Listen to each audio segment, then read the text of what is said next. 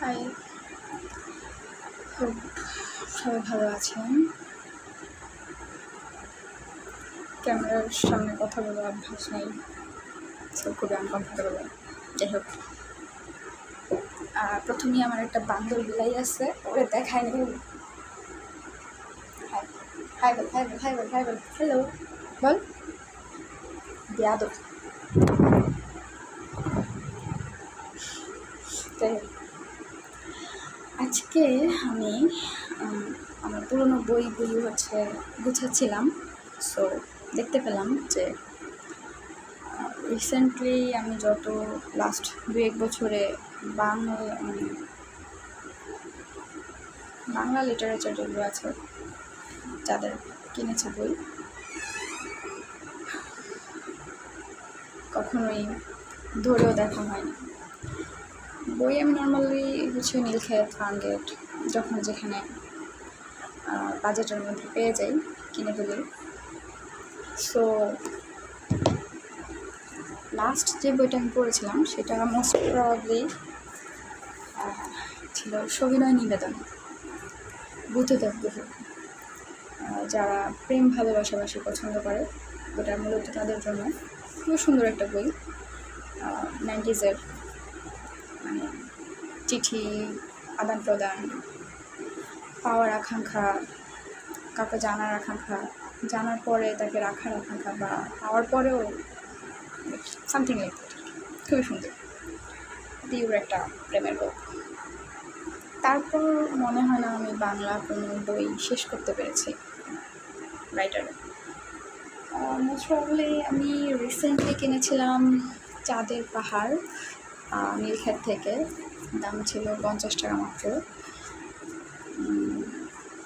এটা আমি শেষ পর্যন্ত শেষ করতে পারিনি, আরও মেবি 3-4-5টা পেজ বাকি আছে। অনেক দিন ট্রাই করার পর আমি এটা শেষ করতে পারিনি। দেন আছে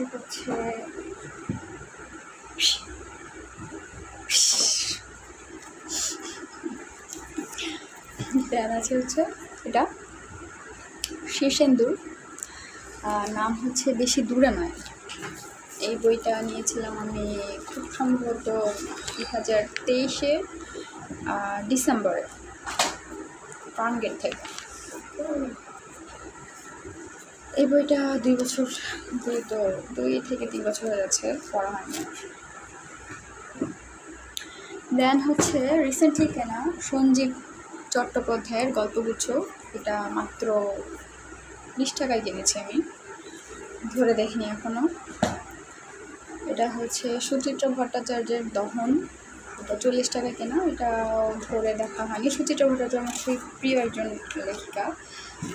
তার বই হচ্ছে যে কলেজ লাইফে পড়েছিলাম, কাছের মানুষ।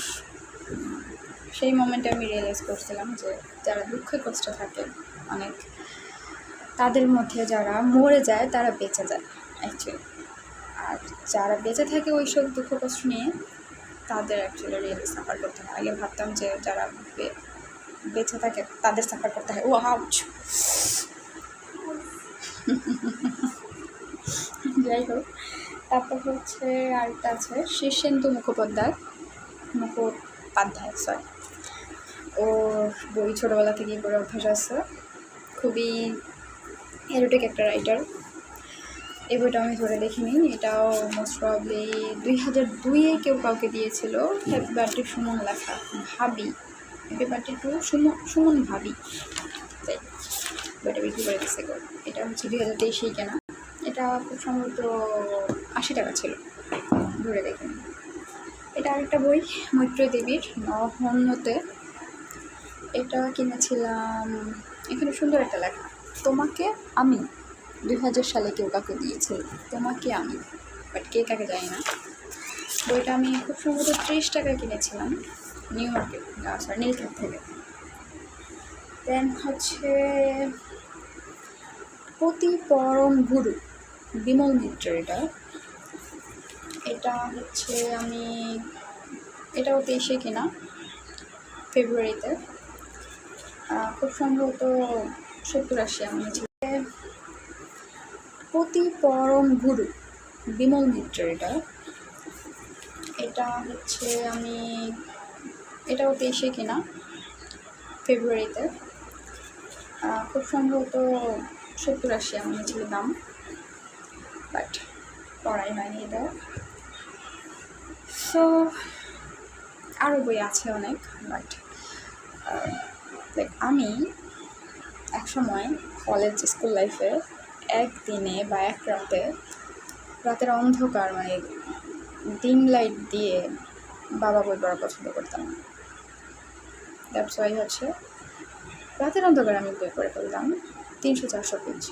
সেই আমি এখন 3-4 বছর যাবত বই জমে থাকে আমার, আমি কিনতে পছন্দ করতেছি, ওদের ক্লিন করে রাখতেছি, সব কিছু হচ্ছে, বাট আমার পড়া হচ্ছে না। এত আনফর্চুনেট একটা ব্যাপার আমার জন্য। তো ভাবছি যে এখন থেকে বই পড়া শুরু করবো, অ্যান্ড রিভিউ থাকবে। যদি কেউ পছন্দ করে কিংবা করে না সেটা আমার জানার ব্যাপার না, আমার বই পড়তে খুবই ভালো লাগে, উচিত সবার বই পড়া, অ্যান্ড ভালো বইগুলো রেকমেন্ড করবো আই গেস। এমনি খুব এই ভিডিও আসলাম।